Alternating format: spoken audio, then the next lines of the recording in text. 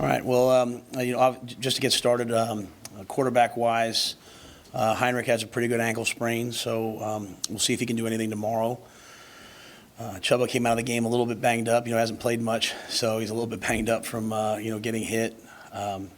Jeff healthy, so we'll go through the week and probably come all the way up to game time in terms of who will play. So obviously each guy brings a little bit something different to the table, so we'll have sort of a pretty diverse plan and see who's able to go. But I won't be able to comment on Heinrich till after I see him tomorrow, if he can do anything at all. With regards to this week, obviously we're really excited to have a chance to go to Madison, Wisconsin, an iconic place, a place that I played at as a player. And, Coach Fickle does a great job as he's in year one. Both teams at 5-5, trying to obviously get a win this week on national TV. Great opportunity for our guys. Really excited for our guys. I've tried to be honest with you guys every week about how I really feel about the tape. I'll tell you. I thought defensively, and I thought many players on offense, that was by far our best game. I thought our offensive line, it was by far the best game on offense. And so I was proud of the guys, and I told them that. We never accept losing, obviously. But, to me, the process that we're trying to put in place is working for a lot of guys. And so the lessons for our team is, hey, you're probably not going to have 5 turnovers and win very many games, especially in the Big Ten. But to have 5 turnovers and lose by 3 says a lot. Just to have that game be close versus a talented Maryland team. We want to have fourth quarter shutouts. We can't give them the ball at the 25-yard line no matter how they got it and have a penalty and have a missed assignment that leads to a field goal. So there's a lot of lessons to be learned, but I was proud of the guys, and I'm excited to take them out there this week. They continue to fight each and every week, and more importantly, they get better. And so I'm proud of where we're headed, and with that, I'll see all the questions you guys have. What do you think the largest issue is with the quarterback play? What can be fixed in the next 2 weeks? Yeah, I think there's been several issues throughout the year, and so anytime that you have this, the number one is turnovers, right? I mean, we have three-point games. I think in those 3-point games, I think we have 12 turnovers in those 3-point games. Check me if I'm wrong. I think 11 of them come out of the quarterback position. So, to me, to turn the ball over, right? At the same time, a lot of those games were close because Heinrich made great runs, or Jeff made some great runs against Minnesota. So a lot of good things happened from those guys. I'm one of those coaches that I don't love to make big. Everything to me is very incremental. Hey, it was this here, it was this here. But certainly, I would be a fool not to sit here and tell you it's protecting the football. In the passing game, I think obviously the first interception, I'll still feel like the one with Jeff, Malachi gets tackled and we're running a double move. But I'd love to see our quarterbacks, as I talk to them, just be a little bit more intentional about. We can't keep throwing balls up, and we can't just throw balls up to a spot thinking the guy's going to be there. At the end of the day, you have to be intentional at quarterback. Every ball you throw is a ball you want to throw. And we had twice where guys threw interceptions, kind of backing up and letting it rip, and that's not who we are. That's not who we should be. And so, there's always a yin and yang to it. Obviously, they're young players. I'm trying to guide them through it. We're trying to guide them through it at the same time, having expectations and standards for the way that we want to play. So what can be fixed in the next 2 weeks? I certainly think, Sam, that, we fixed kind of the pocket ball security. You go back 2 games ago, not the pocket, running the ball. Heinrich had 2 fumbles, and so we've certainly worked on that. We've certainly worked on the way we hold the football. This was interceptions this week. And, so what can we do? We just keep coaching. And I know that sounds trite, maybe, but we just keep coaching, we just keep pushing, we just keep grinding, we just keep working, and hope that it just continues to come to fruition. Build on the good things and try to eliminate the bad things. How do you get these guys to not think about it, though? 22 turnovers by the quarterbacks. There's got to be a mental side to it, too, now for those guys every time they're out there with the ball in their hands. Yeah. I think the thing that you always try to get guys to do, and again, I show them lots of different things. I talk a lot about basketball, and I talk a lot about last week we showed them Kobe talking about as a rookie, shooting 5 air balls in the finals, Game 7, and then coming back the next year and making those shots. And I think the biggest thing is, when you're a basketball player, when you're Michael Jordan, when you're LeBron James, I'm not, that's about the end of my extent of who's a great basketball player nowadays, but you don't go to take the last shot and think about how you're going to shoot. Like, you just shoot the way you shot 1,000 times. And to me, that's trusting your training. And that's really our process. Our process is practicing so much and working so much that we can trust our training. And so as you get late in the Big Ten year and you go through the Big Ten for the first time and, you start to experience these teams and things that they're doing, trusting the training that we're going to have, whether it's a read, whether it's a decision. So you look at 2 of the interceptions, 2 of them are backing up and just kind of throwing it.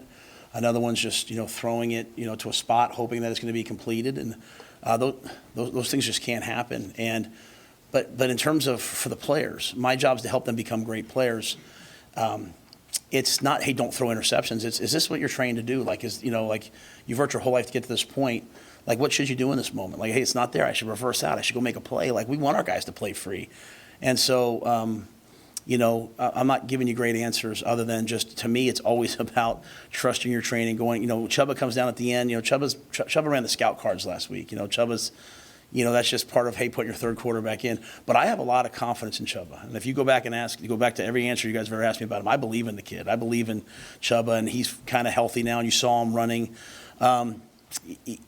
It's just, you put him out there. He hasn't had a ton of reps. He'll get some reps more this week if he has to play. I'm sure he'll be ready to play. So I think it's that. I think it's trusting your training. I think it's time. I think it's time on task. A lot of these guys haven't played a ton of football. Jeff has, but Chubba hasn't played a ton. You think back, and I sat down with him yesterday. We kind of kicked it for a little bit and talked. And it was like, well, I played 2 games in 2020. I played a couple games in 2021. I started 2 games last year. I played a half. I think a quarterback, you got to play. I think you have to play and play and play and get comfortable, get in a rhythm. There's a lot of things. I always start with myself. What am I not doing right? I'm the head coach. Everything that happens here, I'm responsible for. You look at that game, a lot of things are the same thing over and over again. Like, we don't really get beat, but we do get beat on double moves in the secondary, right? So we sit there and you look at you look at a team and you're like, well, they don't do this. We're kind of a good defense, so we're going to get the same couple things. And so just challenging our staff, but really challenging myself, like, what are the things that needs to be fixed? I have not solved this issue in terms of the turnovers. And so I don't go in there and say, guys, we got 22 turnovers, we've got to fix it. Like, they know that. I just say, hey, are we trusting our training? Is this the ball that you wanted thrown? Was this intentional, or was this just sort of like, oh, I don't know what to do? And if it is, just continue to give them those opportunities, those reps, and continue to work. That's as honest an answer as I can really give you, because I don't have the answer, if that makes sense. I'm working through it. But I believe in these guys. I want to make that very clear. I believe in these guys. I'm not one of those coaches who's like, man, we just need to no, these guys can play. They just have to continue to work and grind through this. And on the other end of it, like, to give you an example, I showed them the punt fake in the game, okay? And then I showed them the first time we practiced it in practice, the Tuesday before Michigan. And literally, Borgature and Snodgrass run into each other because each guy's think, because we checked that play, right? And then I showed them in the game versus a look we've never practiced. And there's one extra guy there, Marco Ortiz. No one ever talks about the long snapper, man. He makes an unbelievable block. And Bullock and Ty Hahn and Elijah Judy, who's really wants to be a tight end, makes an unbelievable block. And Snodgrass comes around and picks up the extra guy. And I guess my point to them was, guys, I hate to say this, but everything takes time. And you have to just keep working. What sometimes happens at quarterback is because it's so visible, the weight of being the starting quarterback in Nebraska can sometimes weigh on you so much, you start searching for answers. And there are no answers. You got to just go back to work every week. It's this incremental, like, one better approach. And so I hope that we play really well this week. I hope that we solve the problem this week. But the only way to solve it is just to keep getting a little bit better, a little bit better, a little bit better. I'll say one more thing, and this is going very long, so please forgive me, okay? But I showed our coaching staff a cut-up, and these are my friends. Ryan Day is a friend of mine. Justin Fry, the O-line coach at Ohio State, is a friend of mine. But, you asked me, Sam, you asked me a question a couple weeks ago about the reverse at Michigan State, why we got 8 yards. They ran the exact same play. Ohio State ran the exact same play. And they made one more block than we made, and Marvis Harrison came around for a 22-yard touchdown. We ran a Y sail route into the boundary. They ran about 12 of the same type of concepts because we all have the same plays. And so my message to the coaching staff was, it's not the plays. It's not the application. I mean, you always want to call back here and there. It's the players and their confidence level and their execution level. And it's not like, hey, players, you got to make it right. It's actually just continuing to watch these guys grow. Like, look at Javen Wright. look at what reps is doing for him. This is a guy that was like, hey, should I even come back this year? Am I a corner? Am I a safety? What am I now? He's out there ripping balls out. So it'll all come together for the quarterbacks. We just love for it to happen right now. You mentioned throwing to the spot and hoping the guys are there. On Chuba's interception, what needs to happen there? Yeah. What did happen and what needs to happen? Yeah, so first of all, let me say this. I take responsibility for that, okay? I take responsibility for that. It's a good play call. So the play is very simply, it's a play that every team in the world runs. It's 3-man routes. It's double under with a corner route, right? And so basically versus man, the two guys run the under routes. They chase the under routes. You have a one-on-one corner. It's incomplete or. So, they zero blitz. It's 90 protection. There's a gap protection. Fedoni stays in. He's not going to get hit. And it's just a confluence of events, right? It's we take a long time coming out of it by number one. So a lot of people, I think, thought we were trying to throw the ball to number one, and because it looks like the ball's going to number one. It's Billy flattens that route out because the guy kind of undercuts him, and really we'd love to just see Chuba put that ball in the back corner, and those guys get out of the way a little quicker. So it just wasn't quite executed exactly right, which again, when it comes down to execution, it falls on me. And their kid made two unbelievable plays. I mean, that corner made on a double move to beat the safety. He ran back and picked the ball off, and on that play, he's playing the guy man and comes off of it and picks off the in-cut. So when you look at the tape, it looks really, really bad. Let me just say that. It looks really, really bad, and I get that. And I'm not sitting here saying that for the players. The play clock was running down on us. Things were going fast. I think originally they wanted to run, Sat wanted to run a pick play by 1, 2, and 3. We kind of got up there to see what they're in because I didn't want to put Chubb in a bad position where all of a sudden it goes to zone. He's had no reps in any of these plays this week, and that play happened. So I wouldn't put that on Chubb. I wouldn't put that on anybody but me. But that is what that play is. It's we call it it's Indy. It's old Peyton Manning, right? 2 unders with a corner route. First man you throw the corner route. They just kind of got too close together. So that's one of those ones I wake up at 2 a.m. thinking about. Like, hey, that's on me. What's the Sims picture look like in practice compared to what you've seen on Saturdays? I would say that we just in general, because I don't want to start talking about one guy.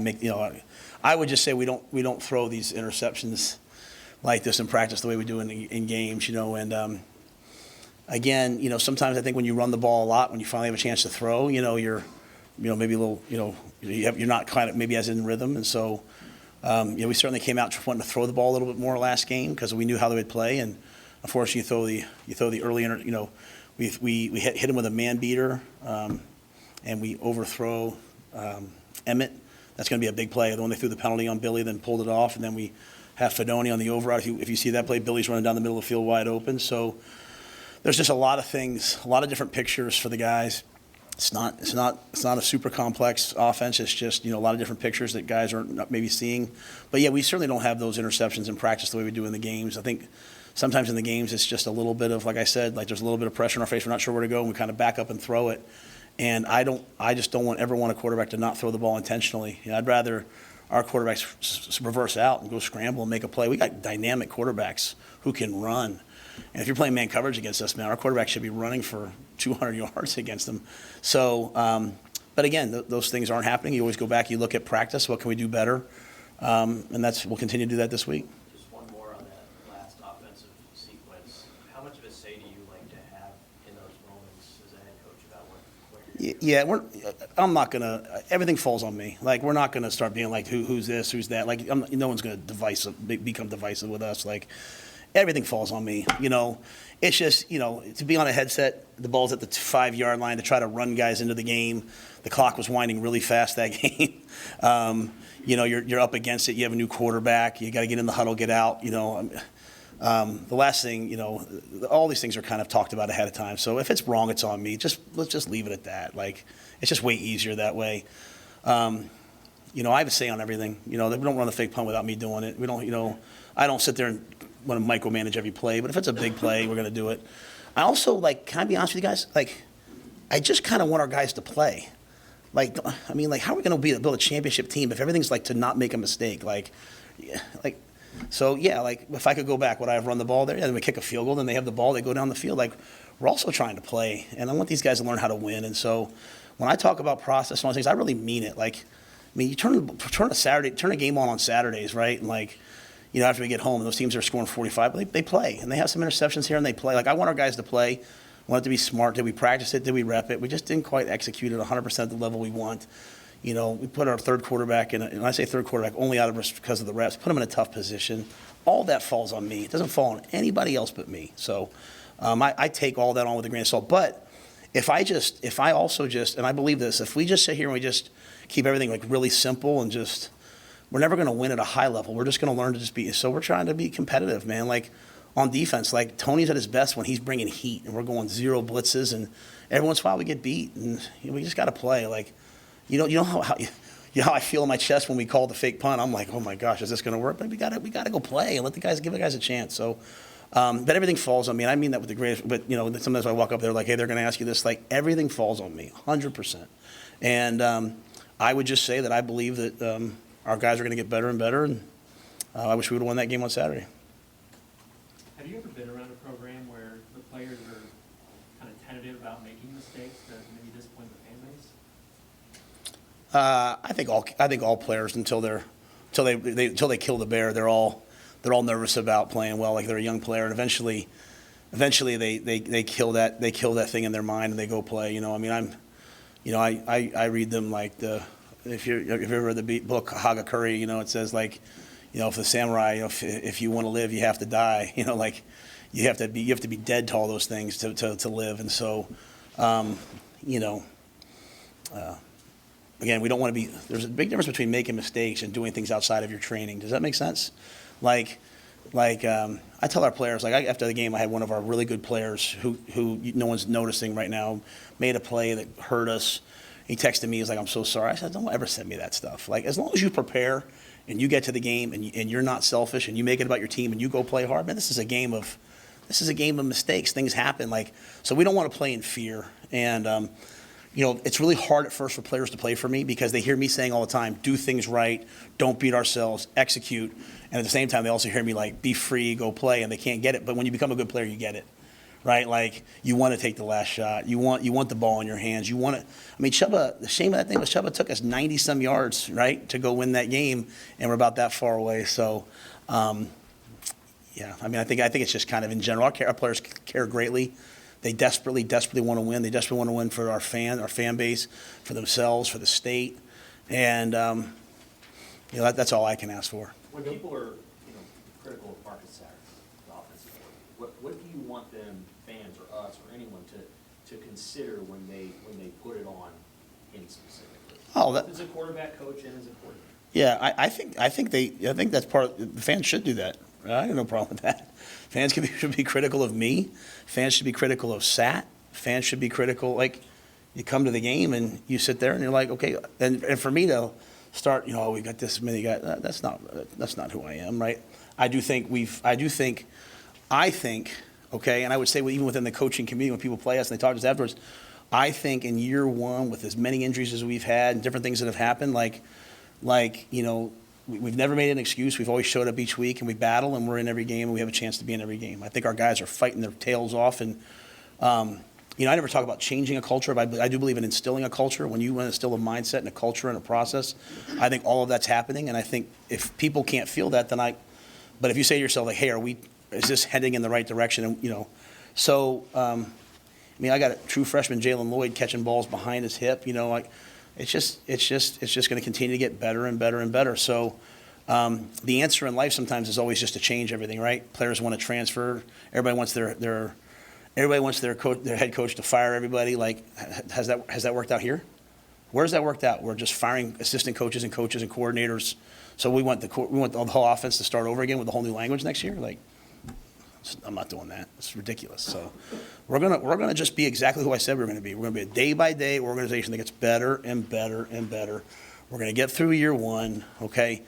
Most of our guys on offense are coming back. We'll get better and better and better. And then, you know, like some of you guys that get on the field before the game, you usually see me walking around the field, and a lot of times I walk with players. A lot of times I walk with hurt players, right? And I'm walking with, like, Ramir and Deshaun, and I'm like, hey, Gabe Irvin, just imagine you at 240 pounds coming down the stretch here in November next year. Like, so, you know, Marcus is fighting and scratching and punching and willing to get this thing as good as we can get it. That's what all the guys are doing.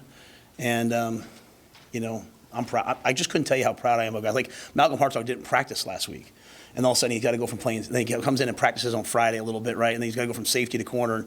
So he goes out in the game and they hit him on a big play, right? And man, like he's fighting for the team. What do we do? Go yell at him? Like, so yes, fans should absolutely, like I'm not here saying that. I'm just saying for me, when it comes to me, I prefer to take all the heat for everything that happens because this is everything that happens here runs by me. And yeah, 5 turnovers falls, just so we're on the same page, it falls dead on my face. Like I can't, just trust me, if you guys know, I don't sleep very much to begin with. I lay in bed at night like 5 turnovers. Like, what are we talking about, Matt?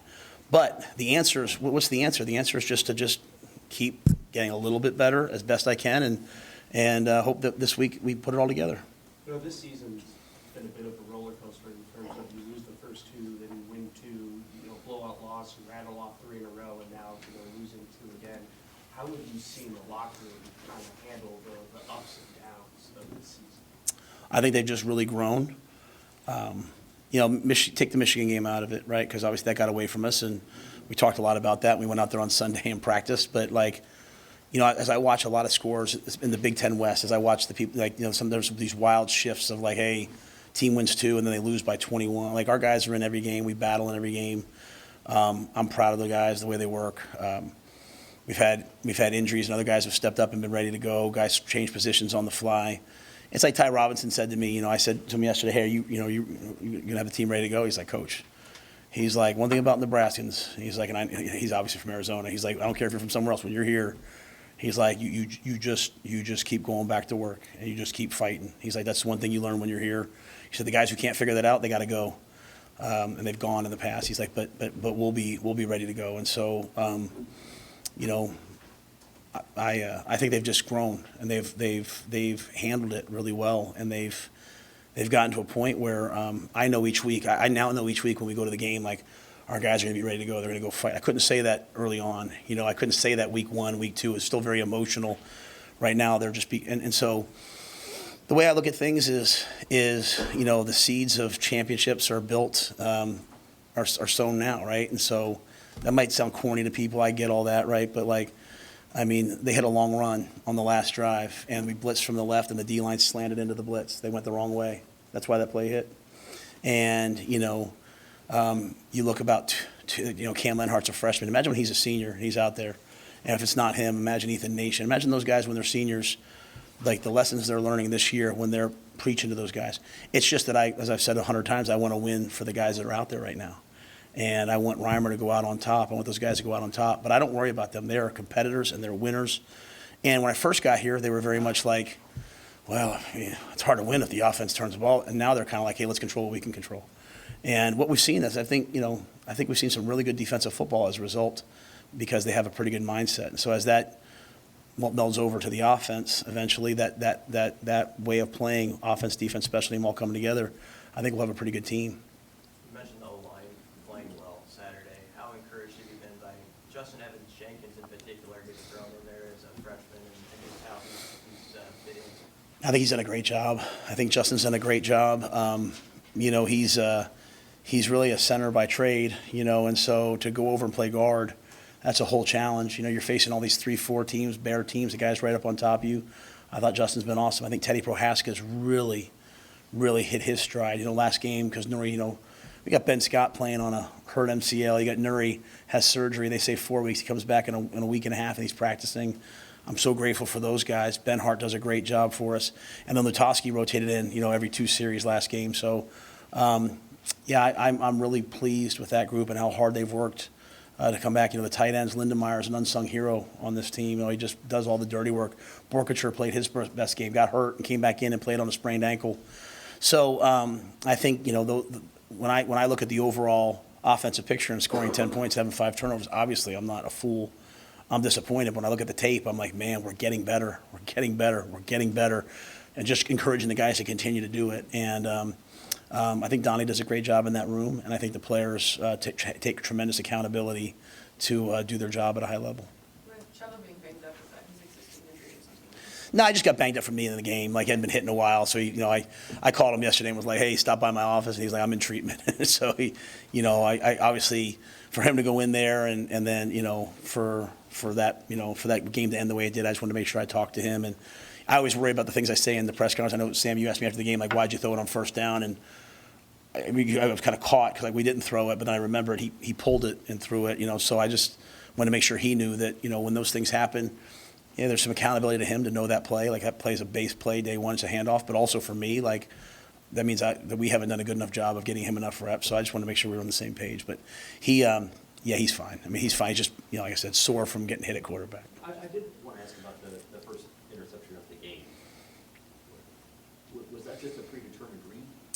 Yes. Yeah. Well, that's 4 verticals, and for us, there's different versions of it. A lot of times we'll say, hey, number 3, Fedoni is a really good matchup for us in man.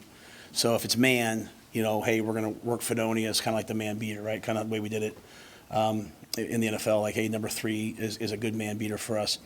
It played out like man, though it really kind of wasn't. It was free. It was kind of like a zone quarters that looked like man. So if we were to recognize that the ball would have gone to Billy and he ran through. Also, if it's man, the post player should be in the middle. Post player jumped it. But at the end of the day, if you go to the end zone copy, Fedoni's still open. And again, just kind of pressure in his face. Heinrich kind of steps backwards. The thing I talk about Heinrich all the time is because people talk a lot about Heinrich's slow release, but really all it is the fact that the ball goes below his elbow as he brings it back. And there's a lot of quarterbacks in the NFL who do that, and they always struggle. A lot of them struggle in the NFL with the ability to be accurate because, you kind of have this whipping motion. I've talked to you guys about it before. So his feet always have to be right. So on that play, he doesn't step and throw because he has some pressure, kind of wings it, and the ball is overthrown and intercepted. So obviously you have a big play possibility down the field to number 2. You have the man beater, which is open, and we got to throw. We got to throw and catch it. So when you talk about like, hey, Coach Satterfield or any of the coaches, I look at it like it's going to be really hard to run the ball into free safety pressures the entire game. We're going to have to be able to throw the football. And, we called a play where guys were open. I expect our guys to go make the plays. When they don't, I don't sit there and say, hey, you guys aren't good enough. I say, hey, we're not doing enough. We've got to keep practicing. So that's kind of the yin and the yang of the way my brain works, taking accountability, but also giving the players a chance to make a play. But I think when I said, hey, number 2 is run down the field, you nodded your head, I think. So I think you saw. So I think you guys, there's some things that are there. So. Was that Knight Rider? What was that? Yeah. I guess. So that's why I just would say, like, I hope over the years what you guys will see from me is that, like, I don't ever want to just take like a short, quick, easy answer. Like I was, like there's always all these different layers to everything, and I try to unpack them for myself and for everybody so that, like, hey, if all of a sudden that ball is 2 inches to the right because we stepped and thrown, it's a completion. If the ball's red down the middle of the field, it's a touch. But at the end of the day, it just takes reps because you practice against one thing. You get to the game, they have coaches too. They do different things, and you want players who are seasoned who can, in a running offense, throw the ball versus all the looks they get, and it just takes time. But that was kind of the thought process with that play. 19 of 40, his situation kind of shines light on what's happened in college football. Starting this weekend, you've seen several moves made, and it's a crazy time. And it was a crazy time like 1 year ago here. It's wild to think back of what was going on a couple of weeks before you came in. Do you, at any point, have you and your wife, family, reflected on that and what that month of November was like for you as you now have 12 months of perspective? Honestly, I don't think we have much time to do that. That's not like, my wife's, Vivi's in volleyball and softball, and Leona's, we're kind of all around. But I just know we're grateful to Trev and the opportunity to be here, and grateful to be part of the community. It's been so good for our family. With the only caveat being that my son's not here. My son's still being in Charlotte's miserable. But it's been really cool. I bring Leona in on Sundays, and I walked out yesterday, and there's she's 8. There's posters all over the facility that she had drawn and taped up, and it was like, what did it say, Susan? It says poem, and she says, if people doubt how far you can go, keep going so that you can't hear them. I'm like, where did she learn that? But she's putting them up for the players. She's kind of been adopted, but so this has been awesome. when it comes to the coaching carousel, obviously I'm very sensitive to that because while I was hired last year, I was also fired last year. I sometimes get sad at the vitriol when I see coaches getting yelled at and screamed at. It's like I can promise you there's not a coach in America right now that's not trying hard to win. So like why people are so hurtful. I mean, what's going to happen is going to happen. But to be like that is I don't understand. But with all that being said, this is competitive. This is a life we've chosen. This world to me is always like the mafia.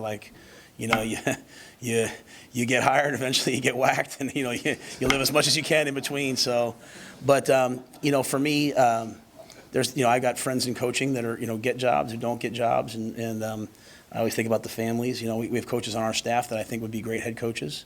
And one of the sad things for me in my career is that not many of my guys have gotten head coaching opportunities, and I just feel like the way we do things, the attention to detail, the way we care about our players, the way we recruit, would be really good for a lot of places. It really saddens me always that the two places I was at followed up with an outside hire, and I love those ADs. I just always wanted it to be one of my guys. So to see Joey doing well at Texas Tech warms my soul. To see Elijah get that opportunity, man, warms my soul because there's two types of college football coaches. There's those who believe the players are there for them, and there's those who believe that they're there for the players. And Elijah knows he's there for the players, and Joey knows that he's there for the players, and that's what we believe here. So hopefully everyone hires the right people. I want to ask about Wisconsin. What jumps out at you? What do they do well? I know they've been struggling lately, but what do they do well? Well, they're a really good football team with really good players. Big, physical, raw, athletic, explosive. Luke Fickell's an excellent football coach. I don't know him great, but I know him well enough. We never really crossed paths I had left the American, but we've become friendly over time.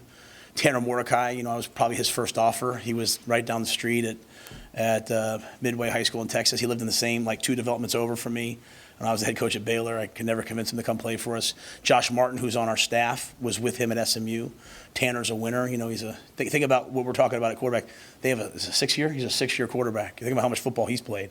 So, I'm familiar with Coach Longo's system because I was, in the draft process with Sam Howell, with all the running backs, with all the wideouts, so just watching that offense, how dynamic and explosive it can be. Being at media day, seeing Braylon, how big he is at running back. I mean, it's going to be a heck of a game. Up in Madison, I went there one time as a player, and never been there as a coach. Cold, national TV, jump around, unbelievable experience. Coach Alvarez, it should be awesome. And so I'm excited about it. But they're an excellent football team, and it'll probably be a lot like these other games. Man, we'll come down the fourth quarter. We'll try to make one more play than them. They'll try to make one more play than us, and then we'll see who does it. Is there a psychological element to that too? When Wisconsin's won 9 games in a row in this series that you addressed? Yeah, honestly, I honestly don't think about any of those things. Maybe once I'm here, let's say after we go through this year, I'll always address the previous year's games, but none of that, before I wasn't here, so it's hard for me to address those things. I can tell when I talk to our players, there's certain games, they've played against year after year, where sometimes, you play Maryland, it's the third time playing them. But I think with us, just think about all the conversations we've had so far today, all the issues we have, good and bad, are all to do with us and to do with the way that we play. So that's really how I try to spend my time. But I do think it's great. I mean, this is an iconic place, college football. It's an iconic opportunity to be on NBC. It's NBC, right? Am I saying that? Yeah. And I don't really care too much about those things. Other than I care about how we play, but I just do think it is a cool opportunity, and I'd love to see our guys go play well, and we'll work our way to get ourselves there. I just have a question, a little bit different off of football a little bit, but it has to pertain to football. But Nebraska fans have been known for even cheering or applauding the opponents as they leave the field. There was an incident apparently this last game during halftime where a Husker fan spit on a Maryland player. I mean, how disappointed are you to get something like that? I would hate to comment. That's the first I've ever heard of that, so I'd hate to comment on that without knowing what would happen. I mean, my experience with Nebraska fans and Husker fans has been unbelievable. My wife walks home after the games. She doesn't even drive. She just walks. I mean, I know everyone wants to win, but all the Husker fans I think have been amazing. The way we are on the road, story after story, people have told me about coming here and the experiences that they've had. So I unfortunately don't know anything about that, and I certainly would hate that was true. But I would say I haven't met but great people since I've been here, and just glad to be part of the community.